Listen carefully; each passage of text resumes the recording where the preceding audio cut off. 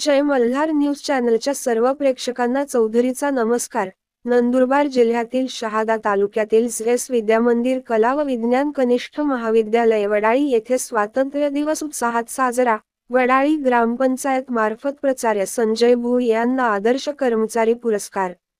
श्रेष्ठ विद्यामंदिर कला व विज्ञान कनिष्ठ महाविद्यालय वडाळी तालुका शहादा नंदुरबार येथे 78वा भारतीय स्वातंत्र्य दिवस उत्साहाने साजरा करण्यात आला।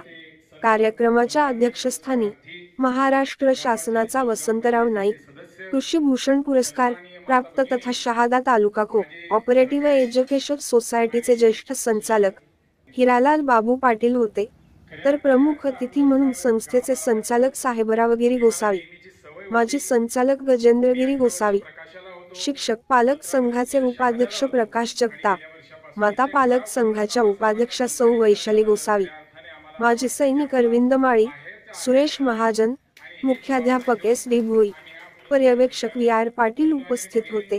संचालक हिरालाल बाबू पाटील यांच्या हस्ते ध्वजारोहण करण्यात आले। मान्यवरांचा सत्कार करण्यात आला। विद्यार्थ्यांनी विविध बहारदार सांस्कृतिक कार्यक्रम सादर केलेत। वक्तृत्व आणि गीतगायन कार्यक्रम देखील सादर करण्यात आले। राकेश पाटील यांनी प्रास्ताविक केले, तर कार्यक्रमाचे सूत्रसंचालन चंद्रकांत रायसिंग, सौ नूतन पाटील यांनी केले। कार्यक्रमाच्या यशस्वीतेसाठी सांस्कृतिक समिती तसेच श्रेष्ठ विद्यामंदिर आणि विकास इंग्लिश मीडियम स्कूल सर्व शिक्षक शिक्षकेतर कर्मचारी वृंद यांनी प्रयत्न केले। शहादा प्रतिनिधीसह सपना चौधरी, जय मल्हार न्यूज नंदुरबार। याचा खऱ्या अर्थाने मी आपणास उदारपणे म्हणून इच्छितो की हा सर्व सन्मान माझा नसून माझ्या सर्व कर्मचारी बंधू भगिनींचा आहे। GS विद्यामंदिर यांचा सर्व कर्तव्य निष्ठेचा हा पुरस्कार असं मी मानतो आणि म्हणून मी या संपूर्ण संकुलाला हा पुरस्कार बहाल करतो, कारण मी एक प्रातिनिधिक स्वरूपामध्ये हा स्वीकारलेला सत्कार आहे असं मला वाटतं। सन्माननीय बंधू भगिनींनो, लोकशाहीचा खरा पाया आणि स्थानिक स्वराज्य संस्थेचा खरा पाया जो आहे तो ग्राम पंचायत असते। या ग्रामपंचायतीपासून खऱ्या अर्थाने देशाचा GDP ठरवला जातो हे आपणास ज्ञात आहे। या गावाचा भूमीमधून माझ्या शेतकरी राजा घाम गाळतो आणि घामाचा पैसा कमावून अन्नधान्य पिकवतो आणि संपूर्ण जगाचा पोशिंदा होऊन उभा राहतो आणि म्हणून या देशाची GDP जी आहे, विकास दर इतर संस्था जी असतील स्थानिक स्वराज्य संस्था त्याच्यापैकी खऱ्या अर्थाने हा पाया म्हणून ग्रामपंचायत असते। आणि आज या इथली ग्रामपंचायत अभय भाऊ आहेत, ज्यांच्यामध्ये खऱ्या अर्थाने अभय, ज्याच्यामध्ये काही भय नाही, असे भय नसणारी व्यक्ती तुमच्या पाठीशी आहे। जयाताई आहेत आणि अत्यंत सुजाण असे सदस्य आहेत। यामुळे पूर्णपणे नियोजनाने काम चालत असते। मी नेहमी सदस्य असतील, आमची मैदेताई असेल, आमचे विनोद भाऊ असतील, सदस्य दादा असतील, अभय भाऊ असतील आणि कधी कधी जयाताईंनाही दीपक भाऊंनाही फोन करतो मी आणि अनेक समस्या सोडवण्यासाठी मी प्रयत्नशील असतो, परंतु नेहमी त्यांच्या सहकार्याची भूमिका असते। मला कुठेही कोणतेही व्यत्यय या वर्षामध्ये आलं नाही आणि ग्रामपंचायतीचं काम अत्यंत नियोजन पद्धतीने नियोजनबद्ध आणि सुरळीतपणे चाललेलं मला पाहायला मिळालं। मतभेद असतात, लोकशाहीमध्ये सर्वात महत्वाचा घटक राजकारण आहे, परंतु अत्यंत महत्वाचा घटक असतो आणि म्हणून मला एक सांगावं असं वाटतं की या ग्रामपंचायतीचा आलेख अत्यंत उंचावलेला आहे।